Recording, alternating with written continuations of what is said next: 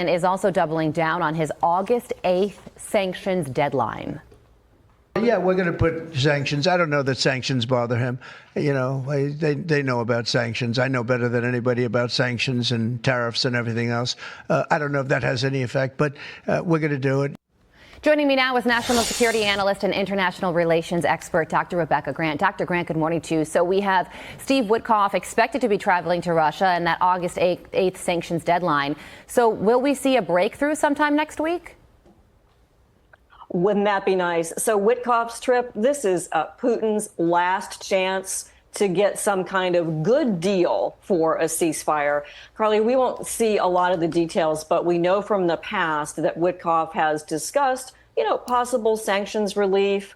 What about future investment in Russia? This is Trump's effort to try to dangle some carrots in front of Putin. Remember, Russia has pretty much become a vassal state to China economically, and even with that accelerated wartime production, Russia's economy is very shaky. They're missing out on AI, all of this. So this is Witkoff trying to see if Putin will be rational and agree to look at some sort of economic deal in exchange for a ceasefire. Hope it works. Yeah, Russia's economy is shaky, but Vladimir Putin is also saying that because they have so much experience with Western sanctions, their economy is sanctions proof.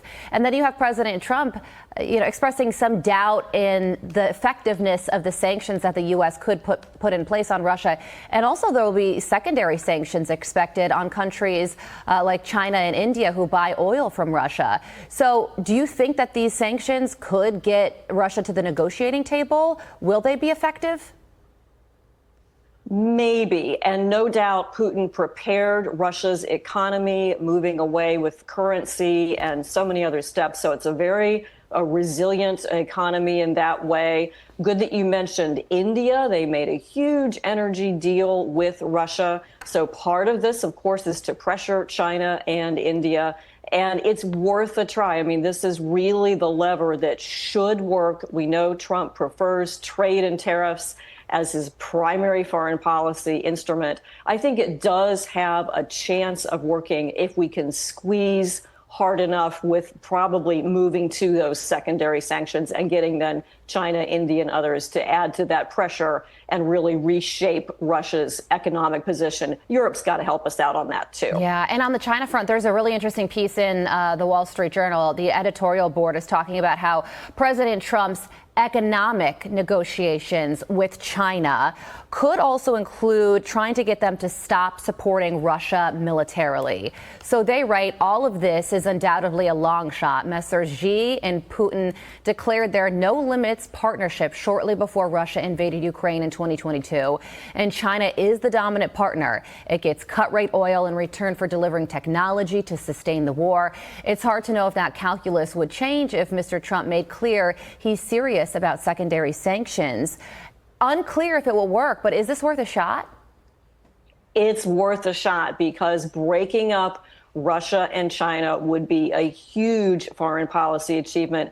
I've got to say that no limits partnership, so dangerous to the world, might not have happened without all the Russia collusion hoax nonsense. But at this point, it is our number one global threat. Of course, that tucks in Iran, North Korea, and all the others, and the long-term economic prospects of China using its own currency for more settlements, et cetera. Breaking up China and Russia would be the best thing that Trump could do. Okay, so something else I wanted to ask you about is these numbers are shocking. The number of children Russia has taken from inside Ukraine and resettled with Russian families. The Institute for the Study of War has an update on this yesterday. They say that Ukraine is reporting the number of children at about 20,000, but the Yale Humanitarian Research Lab places that number closer to 35,000. This feels like an underreported aspect of this war. So tragic. And The Guardian says there are actually parents trying to go to Russia to search for these kids. Some were abducted, some were taken out of care homes, some were sent on supposed free holidays. But Carly, the intent of Putin here is to erase Ukraine's identity, and he's starting with innocent children. Such a brutal war. This has got to stop. National security analyst Rebecca Grant.